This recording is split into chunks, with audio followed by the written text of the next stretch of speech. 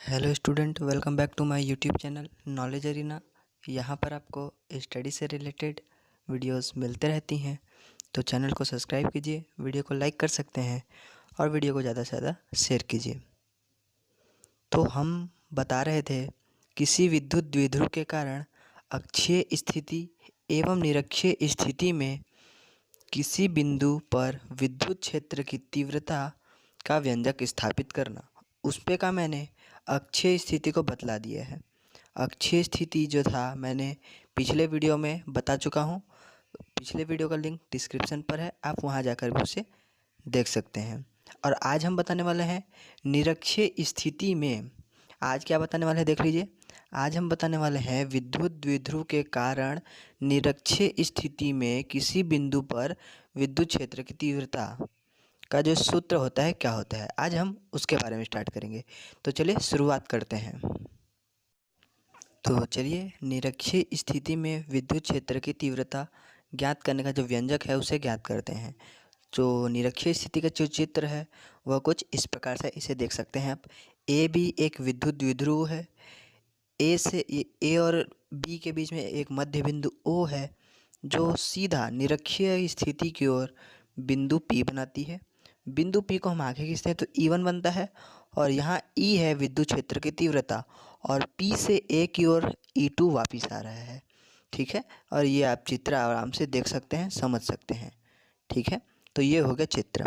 अब इस चित्र के बारे में वर्णन करेंगे। जैसा कि हमने अक्षीय स्थिति बताते टाइम उस चित्र का वर्णन किया था। चलिए वर्णन करते हैं। तो चित्रानुसार ए बी एक विद्युत द्विध्रुव है।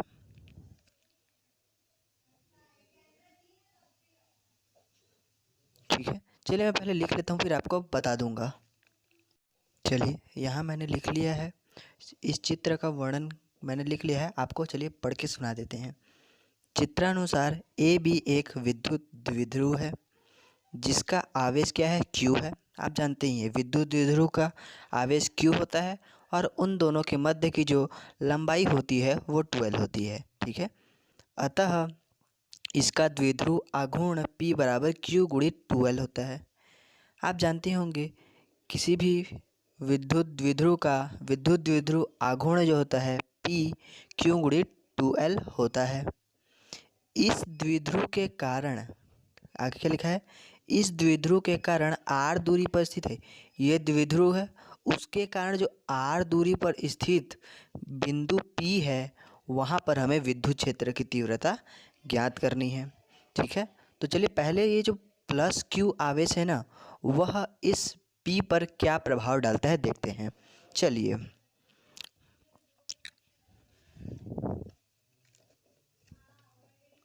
प्लस Q आवेश के कारण बिंदु P पर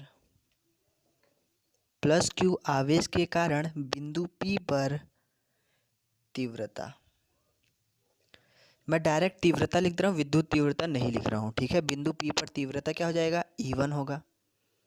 ठीक है, E1 बराबर क्या हो जाएगा, 1/4 पाई एप्सिलॉन 0 Q बटे, यहाँ क्या होगा नीचे, यहाँ से देखेंगे तो अगर चित्र में देखें तो क्या हो जाएगा, प्लस Q के कारण जा रहा है तो विद्युत क्षेत्र की तीव्रता है E1, तो ये क्या है B और P। ठीक है, दोनों BP दिख रहा है तो यहाँ पर हम लिख देंगे BP। ठीक है, क्या लिख देंगे हम, BP का स्क्वायर कर लो, क्योंकि विद्युत क्षेत्र का फॉर्मूला यही होता है। तो ये हो गया प्लस Q आवेश के कारण। अब देखते हैं माइनस Q आवेश के कारण P पर तीव्रता। अब देखते हैं माइनस जो Q है उस आवेश के कारण बिंदु P पर क्या असर पड़ता है तीव्रता का। चलिए, तो इसको वो हो जाएगा E2 बराबर क्या हो जाएगा, 1/4 पाई एप्सिलॉन 0 Q बटे, यहाँ देखें तो ये हो जाएगा AB क्या हो रहा है ये ए और पी, तो हम उसे लिख देंगे ए पी का स्क्वायर। ठीक है, ये हमने E1 और E2 क्या मिला, हम दोनों को क्या मिल गया, E1 और E2 मिल गया। चलिए आगे देखते हैं इसे अगले पन्ने में क्या लिख सकते हैं E1 और E2 को। तो चलिए अब देखते हैं ये E1 को। E1 हमने यही निकाला था। अब इस BP को हम क्या लिख सकते हैं, पाइथागोरस थ्योरम आप जानते होंगे, है ना। तो इसलिए मैंने यहाँ पर जो चित्र था पिछले पेज का उसे यहाँ एक रफ कार्य टाइप बना चुका हूँ, है ना। आप चित्र को ज़्यादा ध्यान नहीं दिए कि रफ कार्य ही समझिए। ये है B और B, है ना, PB का स्क्वायर है। इसका हम पाइथागोरस नियम लगाएंगे। ये है कर्ण का वर्ग, ये लंब का वर्ग, ये आधार का वर्ग। ठीक है, तो क्या हो जाएगा, लंब का वर्ग धन आधार का वर्ग, है ना। क्या हो जाएगा, तो OP का वर्ग धन OB का वर्ग बराबर PB का वर्ग, है ना। क्या हो जाएगा, मैं क्या क्या क्या क्या कहना चाह रहा हूँ समझे। मैं कहना चाह रहा हूँ 1/4 पाई एप्सिलॉन 0 क्यू बटे OP का स्क्वायर धन OB का स्क्वायर। आप जानते होंगे पाइथागोरस थ्योरम से लंब का वर्ग धन आधार का वर्ग बराबर कर्ण का वर्ग होता है। उसी प्रकार से मैंने यहाँ लिखने की कोशिश की। ठीक है, हमने BP को इस प्रकार से तोड़ दिया, समझ लीजिए। फिर आगे देखते हैं, आगे क्या हो जाएगा, 1/4 पाई एप्सिलॉन 0 क्यू बटे, अब देखते हैं फिर से एक बार चित्र की ज़रूरत पड़ेगी हमें।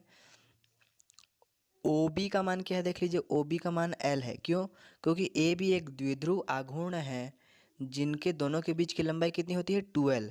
तो एक L इधर एक L इधर, तो OB का मान कितना हो गया, L। ठीक है, और OP का मान देख लेते हैं। O और P का मान क्या है, R। ठीक है, OP का मान क्या है, R। OP का मान है R और स्क्वायर हो गया धन OB का मान क्या था, L, तो ये क्या हो जाएगा, L का स्क्वायर। तो हमारे पास E1 क्या मिल गया, तो हमारे पास मिल गया E1 बराबर 1/4 पाई एप्सिलॉन 0 क्यू बटे R स्क्वायर धन L स्क्वायर। ये हमें मिल गया E1। अब चलिए देखते हैं E2। E2 हमने क्या निकाला था पिछले पेज में, हमने E2 निकाला था 1/4 पाई एप्सिलॉन 0 क्यू बटे AP का स्क्वायर, है ना, हमने यही निकाला था। तो चलिए अब देखते हैं चित्र में AP को हम क्या लिख सकते हैं। तो AP है, ये रहा, ये है कर्ण, ये है लंब और ये है आधार। तो क्या हो जाएगा, लंब OP का वर्ग 1/4 पाई एप्सिलॉन 0 क्यू बटे OP का वर्ग धन OA का वर्ग। ठीक है, हमने ऐसे लिख दिया, OP का वर्ग धन OA का वर्ग बराबर AP का वर्ग, पाइथागोरस थ्योरम। ये क्या है, अब देखते हैं आगे, 1/4 पाई एप्सिलॉन 0 क्यू बटे, अब देखिए OP का मान तो कितना है, OP का मान तो सिंपल है, आप जान रहे हैं R है, तो लिख देते हैं R का स्क्वायर। और OA का मान क्या है, L है, तो क्या हो जाएगा, धन L का स्क्वायर हो जाएगा। ठीक है, तो देख सकते हैं आप यहाँ पर ये E2 का मान भी हमने निकाल लिया। ठीक है, चलिए अब देखते हैं E1 और E2। लेकिन हमें निकालना क्या है, विद्युत क्षेत्र की तीव्रता, मतलब परिणामी तीव्रता निकालना है। E1 E2 नहीं निकालना है, E निकालना है, प्रॉपर E। ठीक है, लेकिन हमने तो E1 और E2 निकाल लिया। अब इन्हीं का यूज़ करके हम E निकालेंगे। वो कैसे, चलिए देखते हैं। सबसे पहले देख लीजिए, यहाँ E1 और E2 हमने निकाला है, दोनों का मान लगभग सेम टू सेम आया है। तो हम क्या कर सकते हैं, हम लिख सकते हैं, इसे मान लीजिए समीकरण नंबर 1, इसको मान लीजिए समीकरण नंबर 2। ठीक है, अब क्या करते हैं, समीकरण 1 व 2 से, ठीक है, समीकरण 1 व 2 से क्या हो जाएगा, देखिए समीकरण 1 और समीकरण 2 दोनों बराबर है ना। 1/4 पाई एप्सिलॉन 0 क्यू बटे R स्क्वायर धन L square, 1/4 pi epsilon 0 Q बटे R स्क्वायर धन L स्क्वायर। तो दोनों बराबर है, तो दोनों की तीव्रता जो है E1 और E2 भी क्या होगी, बराबर होगी। समीकरण 1 2 से क्या होगा, E1 बराबर क्या हो जाएगा, E2 होगा, है ना। E1 बराबर E2 होगा तो जो AP है वह किसके बराबर होना चाहिए, BP के बराबर होगा, है ना। जो AP जो है ना, ये AP वह किसके बराबर होगा, BP के बराबर होगा। BP कहाँ है, ये रहा BP। अगर E1 E2 के बराबर है तो उसके सारे जो तत्व हैं वह सब उसके बराबर होंगे। तो E1 E2 के बराबर है तो क्या हो जाएगा, AP है वह BP के बराबर हो जाएगा। ठीक है, अब चलिए आगे देखते हैं। ये देखिए, चलिए E1 है E2 के बराबर, AP है BP के बराबर, तो कोण जो PBA है, PBA मतलब PB और A, ये जो कोण बन रहा है ना, सॉरी देख लीजिए, ये PBA और PAB ये दो कोण बन रहे हैं ना, क्या कौन कौन से हैं, ये थीटा है, ये भी थीटा है, तो वो कोण भी आपस में क्या हो जाएंगे, बराबर होंगे, है ना। अगर यदि ये कोण और ये कोण के E1 और E2 बराबर हैं तो उनके क्या कोण भी क्या होंगे, बराबर होंगे, मतलब ये कोण का मान भी थीटा होगा और कोण PBA का मान भी क्या होगा, थीटा होगा। तो चलिए हमने लिख दिया कोण PBA बराबर कोण PAB बराबर क्या हो गया, थीटा। ठीक है, यदि ये कोण बराबर हैं तो क्या हो जाएगा, तो E1 व E2 के बीच का कोण 2 थीटा हो जाएगा। अब ये कैसे होगा, यदि दोनों बराबर है तो दोनों का बीच का जो कोण है आपस में जुड़ जाएंगे, इसलिए हो जाएगा 2 थीटा। ठीक है, अब हम जो बलों के समांतर चतुर्भुज नियम से बिंदु P का जो विद्युत क्षेत्र की तीव्रता निकाल लेंगे। ठीक है, किसका यूज़ करके, बलों के समांतर चतुर्भुज का। चलिए, बलों के समांतर चतुर्भुज नियम से बिंदु P पर परिणामी तीव्रता। ठीक है, अब निकाल लेते हैं परिणामी तीव्रता को, क्या लिख सकते हैं हम, E। ठीक है, E लिख दिया तो E बराबर क्या हो जाएगा, दोनों आपस में बराबर हैं, है ना, दोनों आपस में बराबर है तो दोनों को एक ही बार लिख देते हैं, क्या हो जाएगा 2E1 cos थीटा। ठीक है, कैसे हो जाएगा, 2E1 cos थीटा। अब ये कैसे हुआ, आइए बताते हैं। ये कुछ इस प्रकार से आया, E बराबर E1 cos थीटा बचा और प्लस E2 cos थीटा। जब हम परिणामी तीव्रता निकाल रहे थे तो E बराबर E1 cos थीटा और E2 cos, क्योंकि थीटा जो था उसे हमें कुछ मानना था और वह निरक्षीय स्थिति में था, इसलिए हमने यहाँ पर cos थीटा माना। ठीक है, तो ये देखिए आपस में जुड़ गए, क्योंकि E1 बराबर E2 है,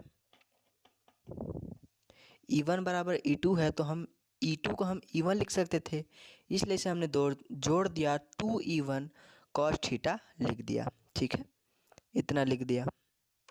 अब जो E1 था, अब इस E1 का मान रख दो, E बराबर E1 का मान क्या था, E1 का मान था 1/4 पाई एप्सिलॉन 0 Q बटे R² धन L² था, और यहाँ पर 2 लगा हुआ है तो इसको हम 2 लिख देते हैं, और यहाँ बच गया cos थीटा।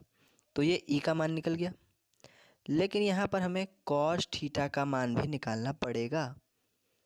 तो चलिए cos थीटा का मान कैसे निकालें, चित्र से देखते हैं। चित्र से जो cos थीटा का मान, cos थीटा का मान क्या होता है, आधार बटे कर्ण को क्या कहते हैं हम, cos थीटा, है ना। तो यदि हम चित्र से देखें तो आधार बटे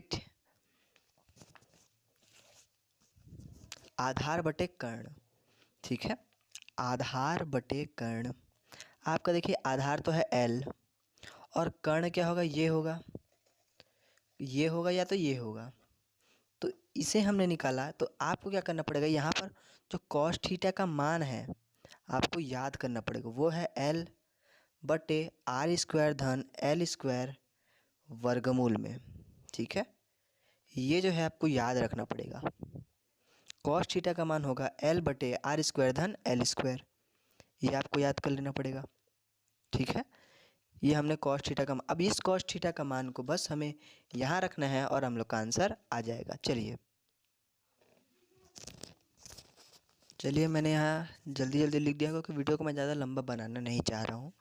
तो यहाँ जो कॉस थीटा का था, उस कॉस थीटा का मान हमने लिख दिया, डायरेक्ट लिख दिया है 1/4, ये 2 था हमने इस तरफ लिख दिया, क्यू के साथ लिख दिया उसे, 1/4 पाई एप्सिलॉन 0 2Q, और ये तो पहले से लिखा हुआ था। और जो कॉस थीटा का मान था L बटे आर स्क्वायर धन L स्क्वायर, और यहाँ पर लिखा हूँ 1/2, क्या लिखा हुआ है यहाँ पर 1/2, क्योंकि जैसे कि वर्गमूल को हटाते हैं तो 1/2 लिखा जाता है। ठीक है, आप देखिए ये 2QL है, उसका मान क्या होता है, उसे हम विद्युत द्विध्रुव आघूर्ण के नाम से जानते हैं। तो इसके जगह हमने क्या लिख दिया, P लिख दिया, और ये तो 10 का 10 होगा, और इन दोनों का हमने आपस में जोड़ दिया है ना। ये हो जानते होंगे ना आप, m का घात n गुणित, हाँ, m का घात -n, तो ये आपस में जुड़ जाते हैं। तो m का घात n ऋण धन n, इस प्रकार से जुड़ जाते हैं, है ना। ये हो गया, तो ये आपस में जुड़ गए। क्या हुआ, इसका घात 1 है, इसका घात 1/2 है, तो 1 धन 1/2 को हमने जोड़ा तो 2 धन 1/2, तो क्या हो गया 3/2 आया। ठीक है, यही 3/2 को हमने यहाँ लिख दिया। तो ये हमने निकाला E का मान कुछ ये। लेकिन इतना काम यहाँ पर ख़त्म नहीं होता है। अब यहाँ एक कंडीशन आता है कि R जो है बहुत बड़ा होता है L से, है ना। जो R होता है L से बहुत बड़ा होता है, तो R स्क्वायर भी जो है L स्क्वायर से बड़ा होगा। तो जो L स्क्वायर को है छोड़ देते हैं, L स्क्वायर है हम उसे छोड़ देते हैं, तो क्या बच जाता है हमारे पास, तो हमारे पास बच जाता है E बराबर 1/4 पाई एप्सिलॉन 0 P बटे R का घात कितना बच जाएगा, क्योंकि 2 से 2 कट गया तो बचेगा R का घात 3। तो ये है निरक्षीय स्थिति के लिए फॉर्मूला। होप करता हूँ आपको ये वीडियो पसंद आया होगा। शायद मैं उतना अच्छा तरीके से समझा नहीं पाया हूँ निरक्षीय स्थिति को। ठीक है, यदि आपको डाउट हो तो मुझे कमेंट बॉक्स में ज़रूर से ज़रूर पूछिए, मैं इसका एक प्रॉपर वीडियो और एक ठो लेकर आ जाऊँगा। ठीक है, तब तक के मिलते हैं आपसे नेक्स्ट वीडियो में, तब तक के लिए धन्यवाद।